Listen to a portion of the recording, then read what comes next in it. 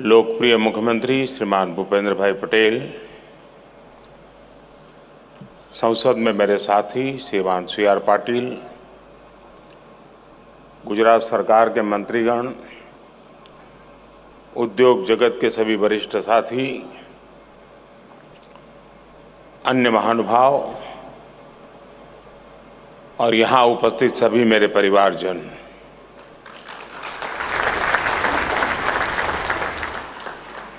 20 साल पहले हमने एक छोटा सा बीज बोया था। आज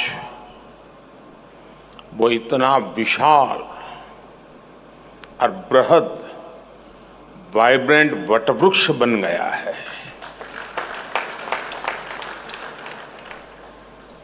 वाइब्रेंट गुजरात समिट के 20 साल पूरे होने पर आज आपके बीच आकर मुझे बेहद खुशी हो रही है। मुझे याद है बरसों पहले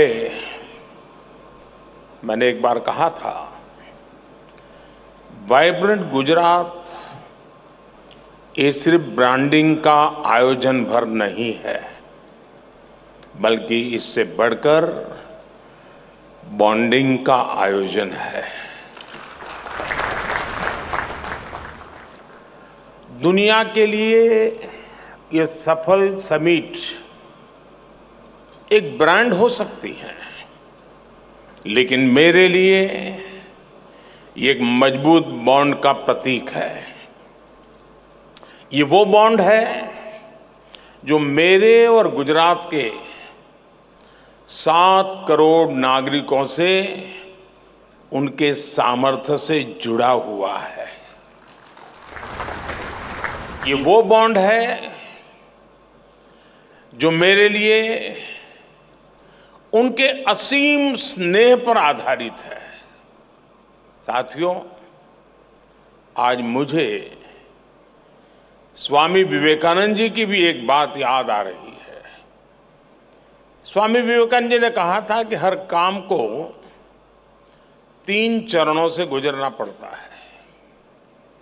पहले लोग उसका उपहास उड़ाते हैं, फिर उसका विरोध करते हैं और फिर उसे स्वीकार कर लेते हैं। और खासकर तब जब वो आइडिया उस समय से आगे का हो। 20 वर्ष एक लंबा कालखंड होता है। आज की जनरेशन के युवा साथियों को पता भी नहीं होगा कि 2001 में आए भीषण भूकंप के बाद गुजरात की स्थिति क्या थी। भूकंप से भी पहले गुजरात लंबे समय तक अकाल की भयंकर स्थिति से जूझ रहा था। इसके बाद जो भूकंप आया, उसमें हजारों लोगों की मौत हो गई, लाखों लोग इससे प्रभावित हुए, उन्हें अपना घर छोड़ना पड़ा। अकाल और भूकंप के अलावा उसी समय गुजरात में एक और बड़ी घटना हुई। Madhavpura mercantile cooperative bank collapse हो गया। इसकी वजह से 133 और कोऑपरेटिव बैंक में ये तूफान छा गया। पूरे गुजरात के आर्थिक जीवन में हाहाकार मचा हुआ था। एक तरह से गुजरात का फाइनेंशियल सेक्टर संकट में आ गया था। उस समय मैं पहली बार विधायक बना था। मेरे लिए ये भूमिका भी नई थी। शासन चलाने का कोई अनुभव नहीं था, लेकिन चुनौती बहुत बड़ी थी। इस बीच एक और घटना घट गई। गोधरा की हृदय विदारक घटना हुई और उसके बाद की परिस्थितियों में गुजरात हिंसा की आग में जल उठा। ऐसे विकट हाल की शायद किसी ने कल्पना की होगी। मुख्यमंत्री के तौर पर भले उस समय मेरे पास ज्यादा अनुभव नहीं था, लेकिन मेरा गुजरात पर, अपने गुजरात के लोगों पर अटूट भरोसा था।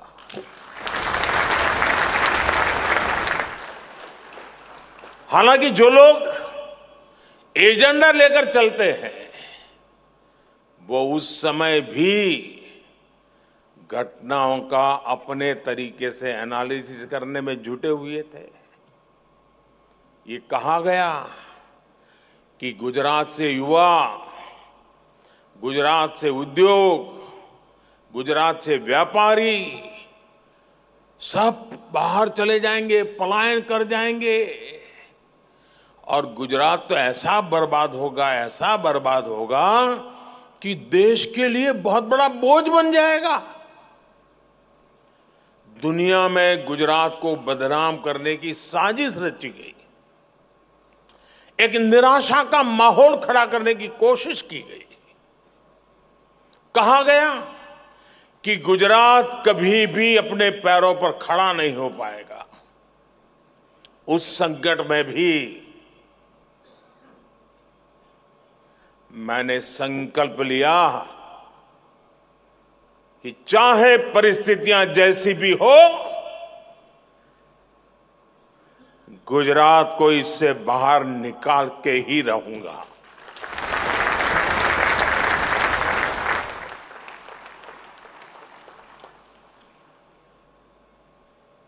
हम गुजरात के पुनर्निर्माण ही नहीं बल्कि उसकी आगे की भी सोच रहे थे और इसका एक प्रमुख माध्यम हमने बनाया वाइब्रेंट गुजरात समिट को।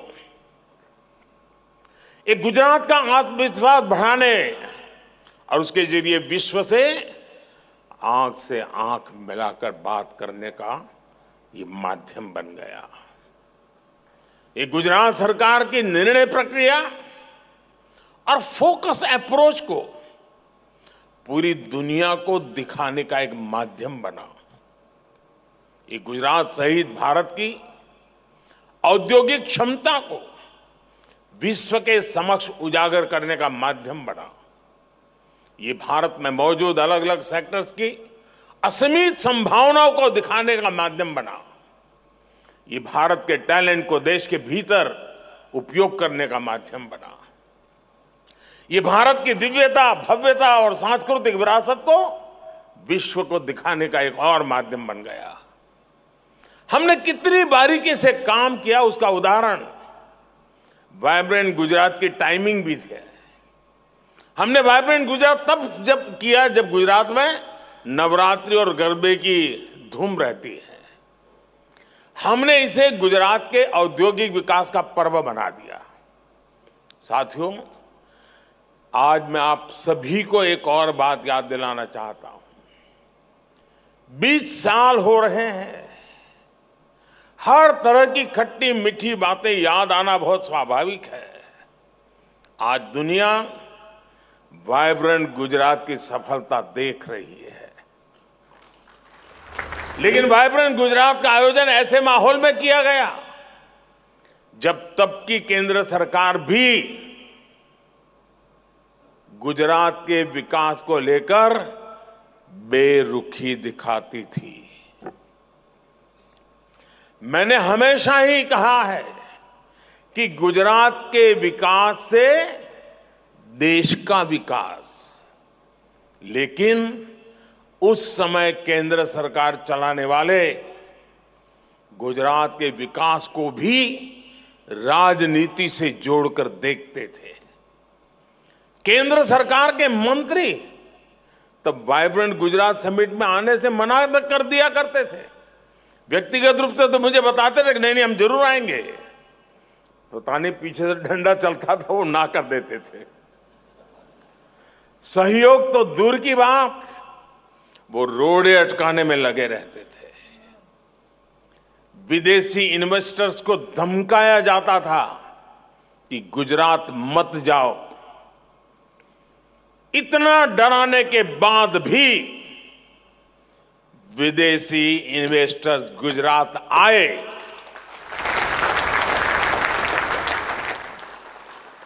जबकि यहां गुजरात में उन्हें कोई स्पेशल इंसेंटिव नहीं दिया जाता था।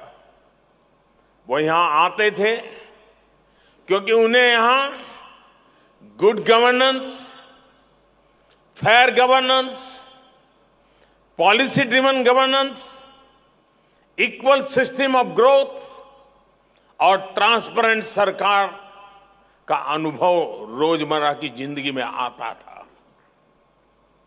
आप कल्पना कर सकते हैं, जब वाइब्रेंट गुजरात की शुरुआत की गई थी, तब गुजरात में बड़े बड़े होटल भी नहीं थे जहां पर इतने सारे विदेशी मेहमानों को रुकवाया जा सके।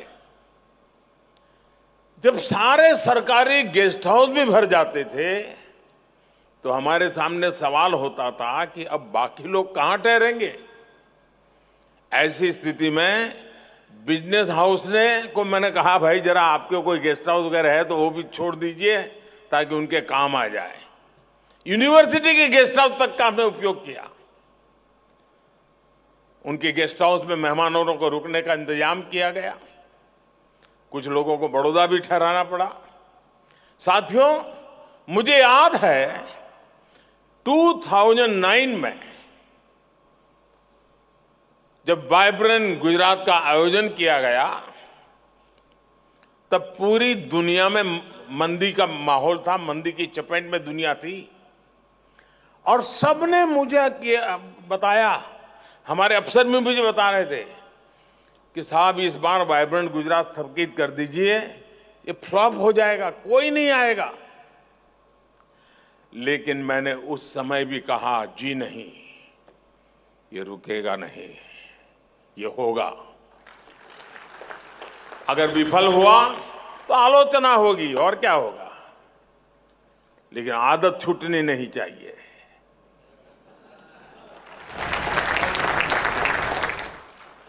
और तब भी वाइब्रेंट गुजरात समिट ने, पूरा विश्व मंदी के दौर में था, लेकिन 2009 के वाइब्रेंट समिट में सफलता का एक और नया अध्याय जुड़ गया।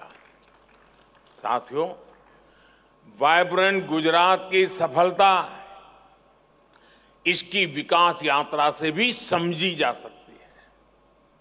2003 में इस समिट से कुछ 100 पार्टिसिपेंट्स और डेलीगेट जुड़े थे। बहुत छोटा सा कार्यक्रम था। आज 40,000 से ज्यादा पार्टिसिपेंट्स और डेलीगेट्स इस समिट में हिस्सा लेने के लिए आना शुरू हुए हैं। 2003 में इस समिट में सिर्फ गिनती भर देशों का पार्टिसिपेशन था। आज 135 देश इसमें पार्टिसिपेट करते हैं। 2003 में इस समिट की शुरुआत में 30 के आसपास एग्जीबिटर्स आए थे। अब 2000 से अधिक एग्जीबिटर्स इस समिट में आते हैं। साथियों, वाइब्रेंट गुजरात की सफलता के पीछे कई स्पेसिफिक रीजंस हैं। इसकी सफलता में आइडिया, इमेजिनेशन और इंप्लीमेंटेशन जैसे कोर एलिमेंट शामिल है। अगर मैं आइडिया की बात करूं तो वाइब्रेंट गुजरात एक ऐसा यूनिक कंसेप्ट था जिसके बारे में भारत में कम ही लोगों ने सुना था। लेकिन समय के साथ मिली सफलता से लोगों को इसका महत्व समझ आया। कुछ समय बाद दूसरे राज्यों ने भी अपनी तरह के बिजनेस एंड इन्वेस्टर समिट का आयोजन शुरू कर दिया। एक और अहम फैक्टर है इमेजिनेशन। हमने अलग तरह से सोचने का साहस दिखाया। हम उन दिनों प्रदेश के स्तर पर ही कुछ बहुत बड़ा सोच रहे थे, कुछ ऐसा जो देश के स्तर पर भी न हो पाया हो। हमने एक देश को अपना पार्टनर कंट्री बनाने का साहस दिखाया और डेवलप कंट्री को एक छोटा राज्य दुनिया के एक डेवलप कंट्री को पार्टनर कंट्री बना दे, ये सोच भी आज थोड़ा लगता है, उस समय जरा कल्पना कीजिए क्या हुआ होगा, लेकिन कर लिया। देश के किसी अकेले राज्य के लिए एक बहुत बड़ी बात थी। साथियों, आइडिया और इमेजिनेशन कितने भी अच्छे हो, लेकिन इनके लिए पूरे सिस्टम को मोबिलाइज करना और रिजल्ट्स डिलीवर करना बहुत महत्वपूर्ण है। एक ऐसा काम है जिसके लिए बड़ी प्लानिंग, कैपेसिटी बिल्डिंग में निवेश, हर डिटेल पर नजर और अथक परिश्रम की जरूरत होती है ताकि इस स्केल का आयोजन हो सके। मैंने पहले भी कहा है, सेम ऑफिसर्स, सेम रिसोर्सेज और सेम रेगुलेशंस के साथ हमने कुछ ऐसा किया जिसके बारे में कभी किसी ने सोचा नहीं था। साथियों, वाइब्रेंट गुजरात समिट की एक और पहचान नोट करने वाली है। आज vibrant Gujarat one time event से एक इंस्टीट्यूशन बन गया है जिसका सिस्टम और प्रोसेस सरकार के भीतर और सरकार के बाहर साल भर स्वतः चलता रहता है।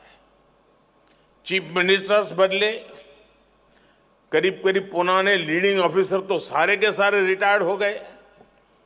जो 2001 में पहली बार गुजरात आए होंगे ऐसे अफसर आज गुजरात संभाल रहे हैं, सीनियर हो गए हैं। समय बदला, लेकिन एक चीज नहीं बदली। हर बार वाइब्रेंट गुजरात सफलता की नई ऊंचाई तक पहुंचता रहा। ऐसा इसलिए हुआ क्योंकि हमने प्रोसेस को संस्थागत बना दिया। इस सफलता की जो कंसिस्टेंसी है, उसके लिए यही ताकत इसका आधार है। और इसके लिए इंफ्रास्ट्रक्चर पर भी वैसे ही बल दिया। कहां कभी टागोर हॉल में कार्यक्रम होता था, फिर कभी यहां साइंस सिटी में ही तंबू लगा करके कार्यक्रम किया था, और आज महात्मा मंदिर बन गया। साथियों, जिस भावना के साथ हमने वाइब्रेंट गुजरात समिट को आगे बढ़ाया, वैसा आमतौर पर हमारे देश में बहुत कम देखने को मिलता है। हम ये समिट करते थे तो गुजरात में, लेकिन हम इसके जरिए हर राज्य को लाभ पहुंचाना चाहते थे। बहुत कम लोग हैं जो हमारी सोच को आज भी समझ पाए हो। वो अपने एक दायरे में सिकुड़ करके बैठे हुए हैं। एक गुजरात का मुख्यमंत्री उस समय देश के मुख्यमंत्रियों को आग्रह करता था कि समिट हो रही है, आप भी अपना झंडा गाड़िए, आप भी अपना स्टॉल लगाइए, आप भी सेमिनार कीजिए। वाइब्रेंट गुजरात समिट में दूसरे राज्यों को भी शामिल होने के लिए अवसर दिया जाता था। हमने राज्यों को इनवाइट किया था, आप भी आइए, अपनी शक्ति इसमें लगाइए, फायदा उठाइए। हमने स्टेट सेमिनार का आयोजन किया जिसमें कई राज्य आते थे, और वाइब्रेंट समिट के दरमियान कहीं पर उड़ीसा का समिट चल रहा है, कहीं तेलुगु समिट चल रहा है, कहीं पर हरियाणा जम्मू कश्मीर का समिट चल रहा है। इसके अलावा गुजरात में आयुर्वेद का एक पूरे देश का समिट, प्रोग्रेसिव फार्मर्स का एक बहुत बड़ा summit, all India lawyer summit, ऐसे भांति भांति के वर्टिकल्स, इसका भी ताना बाना हम लगातार बनाते जाते थे। हम गुजरात का विकास भी नेशनल विजन के तहत कर रहे थे। साथियों, 20वीं शताब्दी में हमारा गुजरात, हमारी पहचान क्या थी? हम एक ट्रेडर स्टेट के रूप में जाने जाते थे। एक जगह से लेते थे, दूसरी जगह पे देते थे, बीच में जो भी दलाली मिले उससे गुजारा करते थे। ये हमारी छवि थी। लेकिन 20वीं सदी की उस छवि को छोड़ करके 21वीं सदी में गुजरात ट्रेड के साथ एक एग्रीकल्चर पावर हाउस बना, एक फाइनेंशियल हब बना और एक इंडस्ट्रियल और मैन्युफैक्चरिंग इकोसिस्टम के रूप में उसकी एक नई पहचान बन गई। इसके अलावा गुजरात की ट्रेड बेस्ड रेपुटेशन भी काफी मजबूत हुई। इन सभी के पीछे वाइब्रेंट गुजरात जैसे आयोजनों की सफलता है, जो आइडिया, इनोवेशन और इंडस्ट्रीज के इंक्यूबेटर की तरह काम कर रहा है। हमारे पास पिछले 20 वर्षों के हजारों सक्सेस स्टोरीज और केस स्टडीज है। इफेक्टिव पॉलिसी मेकिंग और एफिशिएंट प्रोजेक्ट इंप्लीमेंटेशन से यह संभव हो सकता है।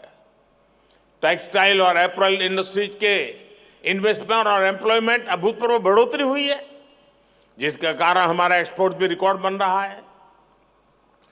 बीते 2 दशकों में हम अलग अलग सेक्टर्स में नए मुकाम तक पहुंचे हैं। ऑटोमोबाइल सेक्टर में 2001 की तुलना में हमारा निवेश करीब 9 गुना बढ़ा है।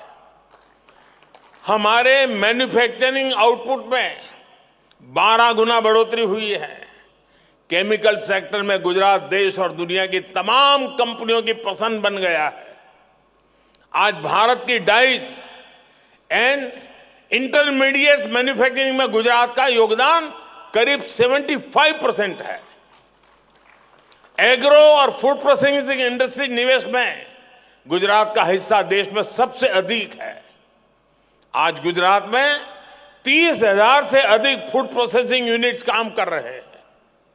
फार्मा सेक्टर में गुजरात एक innovation driven, knowledge focus pharma industry के रूप में उभर रहा है।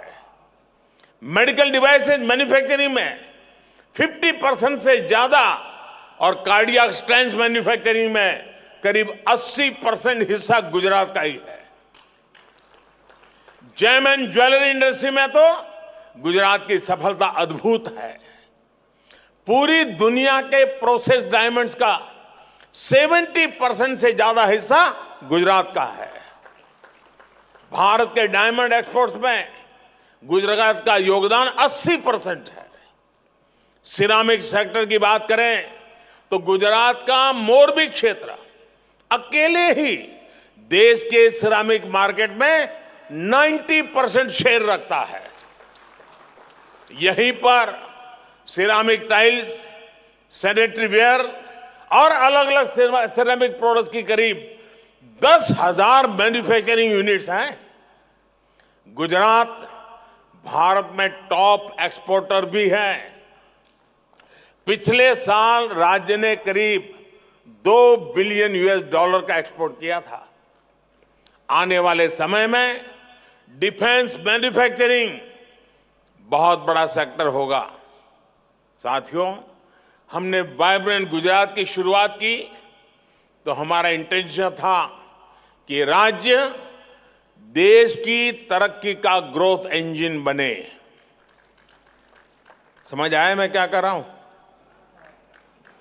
जब हम यहां काम कर रहे थे तब हमारी कल्पना थी, हमारी सोच थी कि गुजरात देश का ग्रोथ इंजन बने।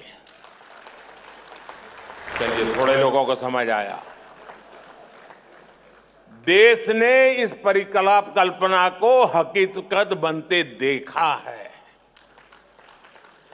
2014 में जब हमें देश की सेवा करने का अवसर दिया तो हमारा लक्ष्य भी विस्तार हुआ और हमारा लक्ष्य था कि भारत दुनिया का ग्रोथ इंजन बने।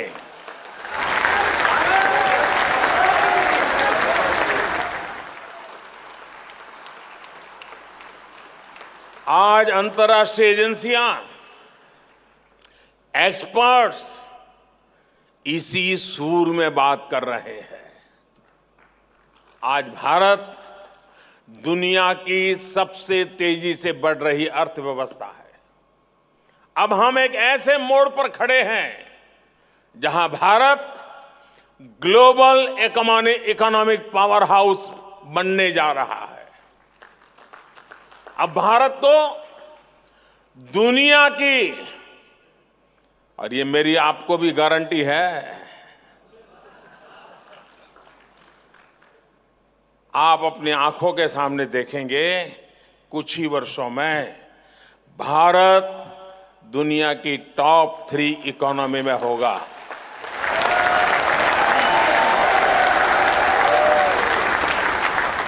ये मोदी की गारंटी है। इसलिए मैं यहां मौजूद मेहमानों से, भारत के उद्योग जगत से एक अपील भी करना चाहता हूं।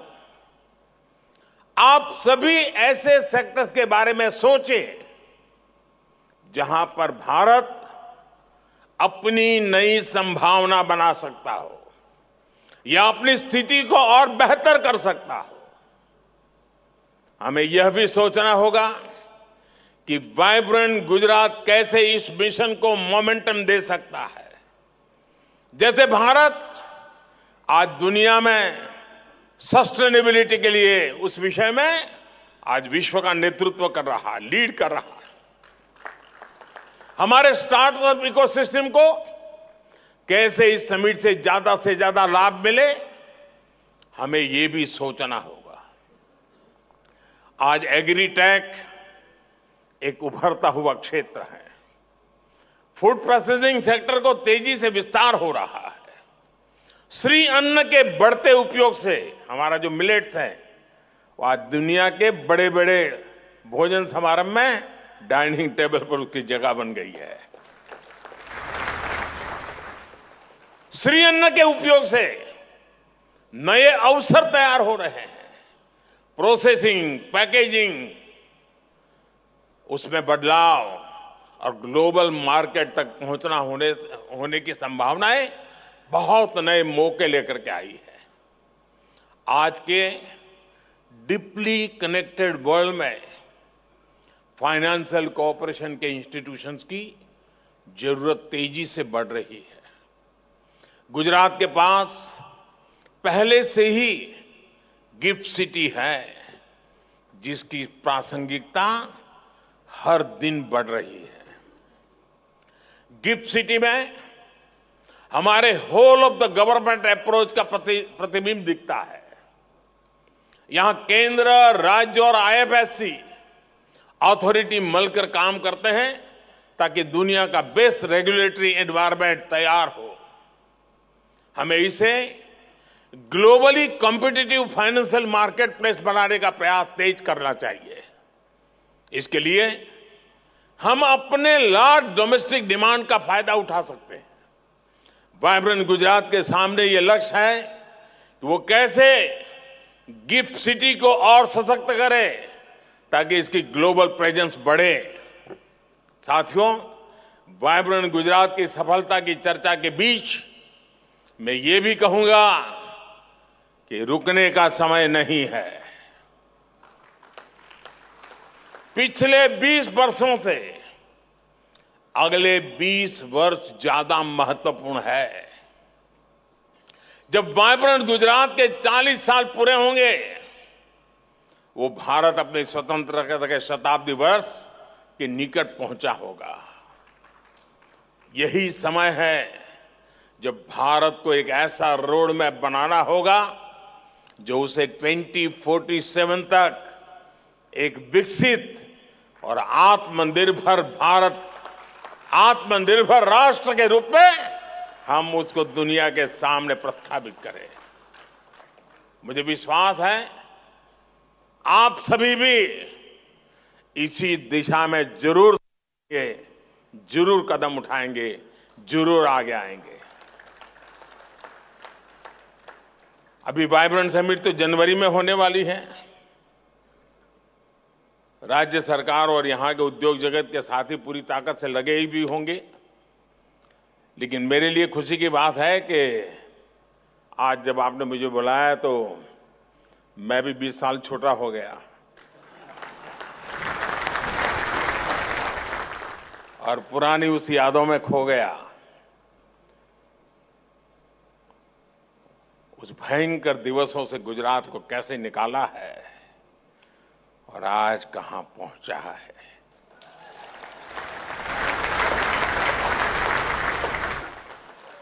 जीवन में इससे बड़ा संतोष क्या हो सकता है दोस्तों।